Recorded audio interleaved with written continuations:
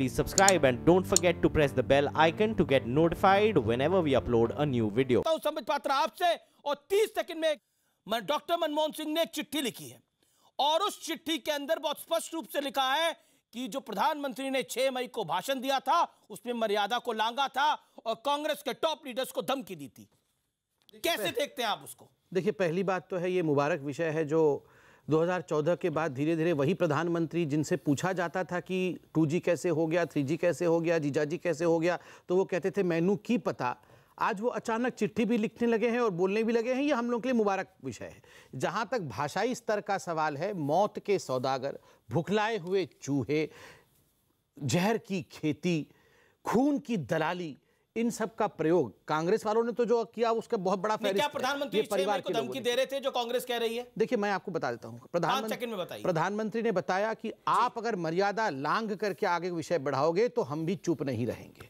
मैं आपको एक उदाहरण नहीं, मैं आपको बताता हूं प्रधानमंत्री ने क्या बोला। जवाब देता हूं। नहीं, मैं बिल्कुल, और मैं चाहता हूं ओवरलैपिंग ना हो। मैं रोहन गुप्ता अब आपके पास आ रहा हूं। प्रधानमंत्री ने बोला था कांग्रेस के नेता कान खोलकर सुन लीजिए, अगर सीमाओं को पार करोगे तो ये मोदी है, लेने के देने पड़ जाएंगे। तो मैं इसका जवाब देता हूं। आपने मुझसे पूछा ना जवाब देने के लिए। समय हो गया, मैं मेरी बात करना चाहूंगा। रोहन गुप्ता के बाद मैं मेरी बात करूंगा, फिर आप बात कीजिए। एक 5 सेकंड संबित पात्रा, फिर रोहन गुप्ता। स्पष्टीकरण के एक उदाहरण भी दे देता हूं। जी।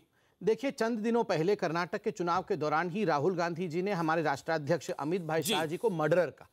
और आप इसको जो प्रधानमंत्री ने कहा उसी पे मैं आगे जाके बोल रहा हूं, कान खोल के सुन लीजिए कि अगर एक केस सुप्रीम कोर्ट में गया, वो केस खारिज हुआ, फिर भी अमित शाह को आप मर्डरर कहेंगे, तो एक रेप का केस राहुल गांधी जी के ऊपर गया था, हम राहुल गांधी को रेपिस्ट कहेंगे। ठीक है, आपने अपनी बात कह ली। ओके, क्या रोहन गुप्ता, क्या आपको लग रहा है कि मर्यादाएं दोनों तरफ से लांघी गई है चुनावों के अंदर, और डॉक्टर मनमोहन सिंह का 6 मई के भाषण पर अब रिएक्ट करने के क्या मायने हैं?